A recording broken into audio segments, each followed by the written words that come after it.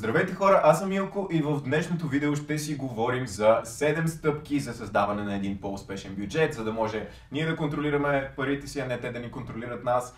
Ще ви споделя някои неща, които за мен са били супер полезни, които са ми помогнали. Така, първа стъпка е, и много важна, е да определим нашите доходи. В момента в доходи, приходи. Какво е приход? Приход, общо взето, както Робърт Кийосаки най-добре го описва, това е нещо, което слага пари в нашия джоб. Т.е. пари, които влизат при нас. Това е много хубав момент.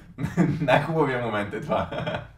Като видим банковата сметка и нещо свети в зелено. Много е добро. На първо място е много важно да определим откъде точно идват нашите приходи. Дали, примерно, работим някъде на заплата, примерно работим в някакво кафе почасово и получаваме някаква чиста заплата, да речем 600 лева получаваме чиста заплата от кафето. Отделно, да речем, сме много добри в копирайтинг и си предлагаме, стигнали сме до там, че си предлагаме някакви услуги. Първо да напишем на съучениците домашното за 20 лева, но после почваме да вдигаме тарифата малко и почваме да се предлагаме услугите на места, като да речем Upwork е много добро място, такова, на което може да си предлагаме услугите, или Fiverr, или пишем в някакви Facebook групи. Бе, хора, аз правя това и някакви хора се свързват с нас и казват: супер, нещата, които правиш са много яки, ма ние в момента нямаме пари, ама можем да работим с тебе, нали? Което в началото ще се случва и това е окей, когато градим портфолио, нали, супер. Но в някакъв момент ще можем да си правим някакви странични приходи да ни влизат от някакви такива странични проекти, които правим. Това също е нещо, което слагаме в колонката с приходите. Може би в някакъв момент ще дойде един много хубав, прекрасен момент, в който ще имаме някакъв апартамент, който може да даваме под наем. Представяте ли си? Това вече го наричаме актив. Това е нещо, за което ние няма нужда да работим непрекъснато, но то слага пари в нашия джоб. Това е много хубав момент. Това може би ще се случи на някакъв по-нататъчен момент, на мен не ми се е случило още, или ако имаме някакъв собствен бизнес, в който някакви други хора ни помагат, работят с нас, това също се нарича актив. Но всички тези приходи, активи и така нататък, тя ги слагаме в колонката с приходите или с доходите. Ако майка ви даде 150 лева за този месец, това също е приход.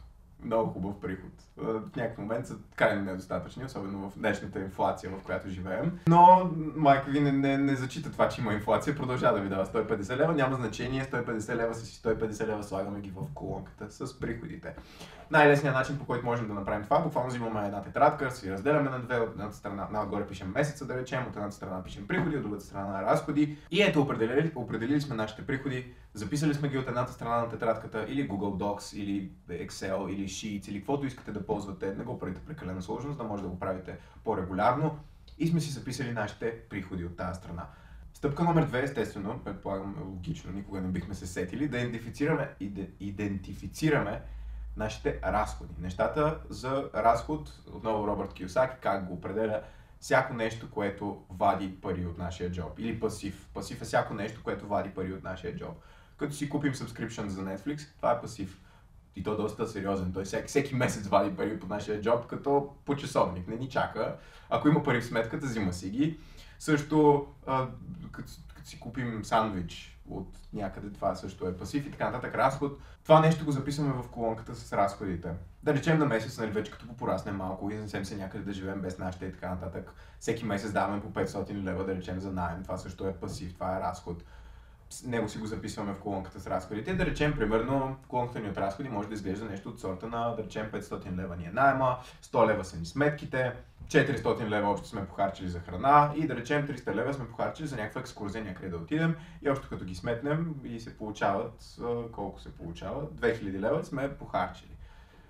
Съответно, една бонус стъпка, която тук не съм си я записал, но нещо, което е много важно е да изчислим какъв ни е накрая баланса. Какво се получава, като извадим приходите от разходите. Тоест, примерно да речем, приходите ни за месеца са 1800 лева, пък разходите са ни 2000. Това не е добре. Това означава, че нещо не сме направили както трябва и по този начин не можем безкрайно да продължаваме да живеем, защото в някакъв момент ще затънем в дългове, ще започнем да искаме пари назаем от приятели, ще вземем някакъв кредит и така нататък. Това означава, че ние не можем да си позволим начина на живот, който водим. Това в дългосрочен план, в краткосрочен план си казвате: много е яка тази екскурзия до Петрохан за 300 лева.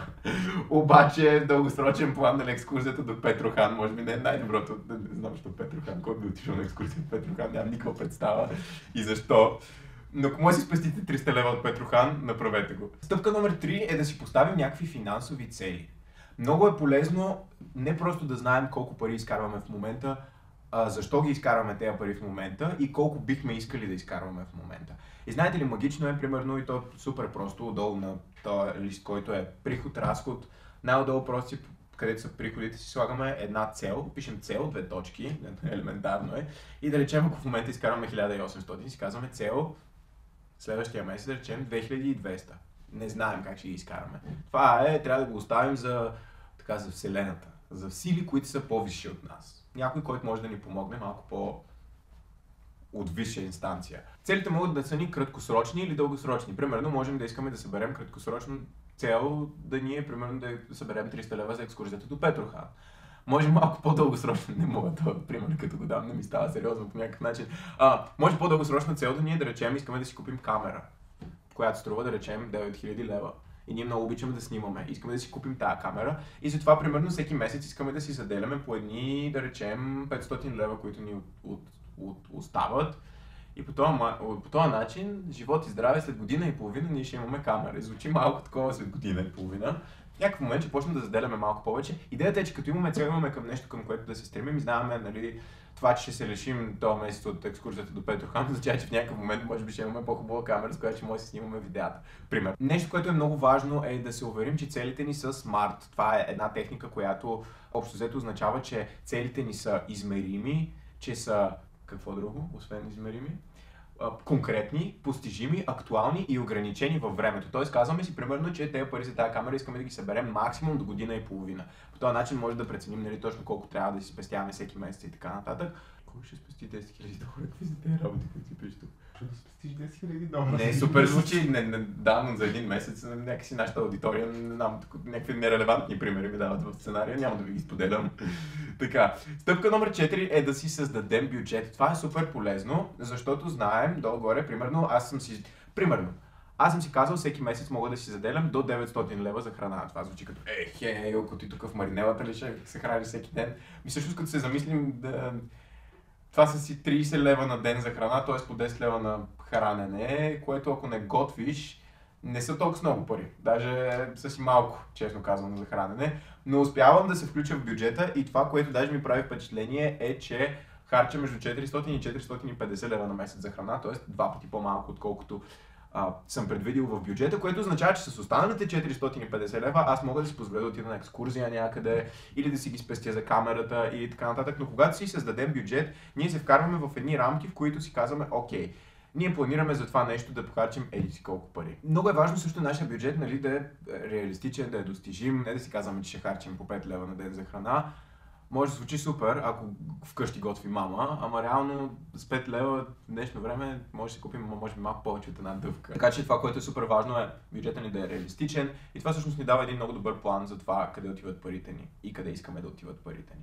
И сме малко по-съзнателни в харченето си. И когато сме малко по-съзнателни в харченето си, автоматично започваме да харчим по-малко пари за глупости, така наречените, или за неща, за които не искаме да харчим толкова много пари. Стъпка номер 5 е да следим и да адаптираме бюджета. Ето, примерно, който аз ви дадох, с това, че да речем аз съм си заделил 900 лева на месец за храна. В един момент, като виждам, че аз харча поне повече от 500 лева на месец, аз мога да си адаптирам бюджета и да си кажем, аз всъщност не харча толкова много и тези останали, да речем, 400 лева от бюджета, аз мога да си ги алокирам в някакво друго нещо. Примерно мога да ги давам за мултиспорт карта или мога да ги дам за да си купя дрехи този месец, някакви, които искам, примерно. Или екипировка за планина, или осветление, или за какво друго харча пари. Не знам за какво харча пари.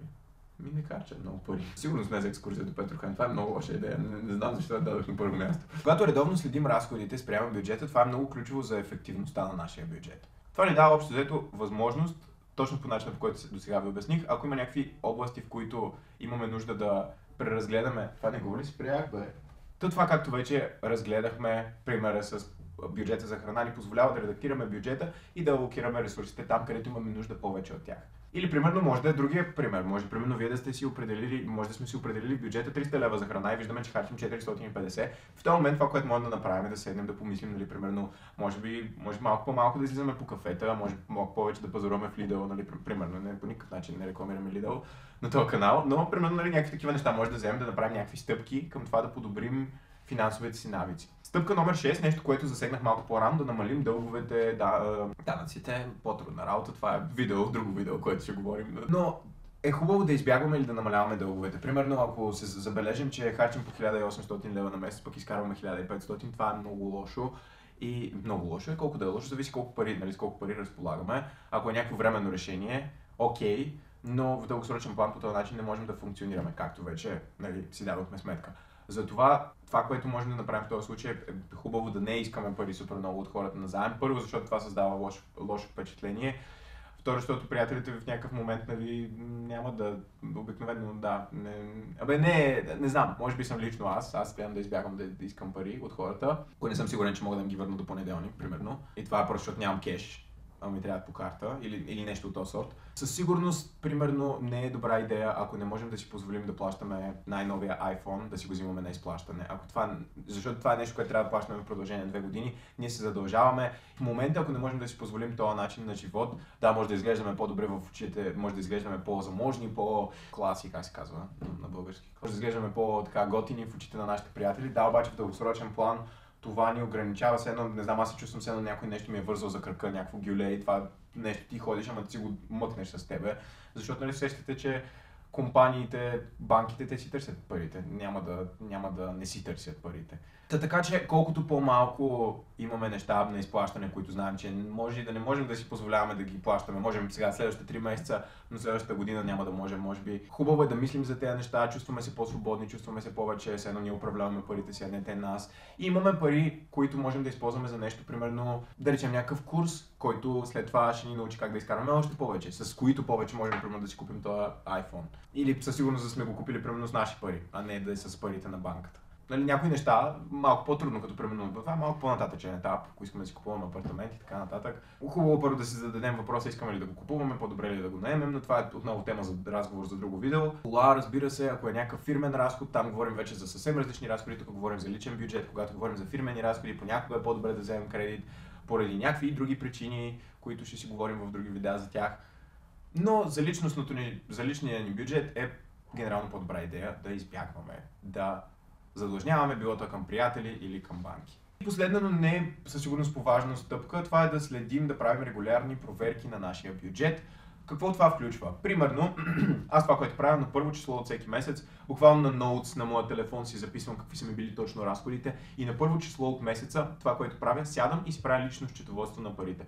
Колко приходи са ми влезли този месец по сметката, колко разходи имам, общо взето имам няколко потока на разходи. Това е Revolut, като плащам с карта, като плащам с карта от банката ми, банковата ми карта и като плащам в кеш.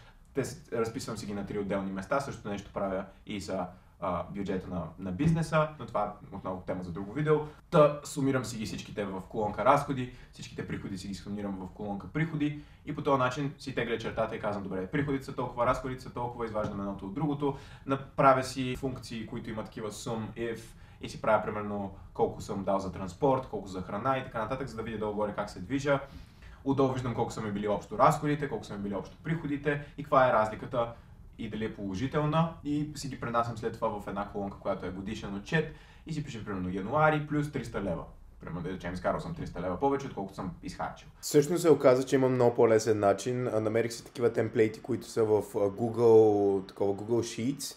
Едните са за месечен бюджет, после може да се прехвърлят в годишен и всичко това, то ти го прави автоматично, няма никакъв смисъл от някакви формули да пишете в Excel и така нататък. Всичко хората са го измислили, просто аз не го бях открил доста дълго време и сега за първи път този месец си направих с тези темплейти, които намерих в кажете го, в Google Sheets, така че ви съветвам тях да ползвате, готини са. Малко повече време отнема докато свикнете на тях в началото, обаче после много готино. Този начин, нали, постоянно се следим, този месец може би сме дали малко повече пари от предния, защо, нали, какво се е случило, нормално ли е, не е ли нормално, искаме ли да продължаваме да го правим, не искаме ли. По този начин, нали, се държим малко или много и отговорни за това, което правим и само като наблюдаваме, без да го по никакъв начин съдим, започваме да бъдем по-осъзнати за това, което правим и обикновено, абсолютно натурално, разходите ни намалят. Само като видим, примерно, защото някой път, като си дадем примерно 300 лева за дрехи, сме такива, много яки дрежки, в края на месеца вече не сме толкова развълнувани, сме такива, 300 лева за дрехи този месец, не знам дали беше най-добрата идея и другия месец може би ще се позамислим преди да го направим.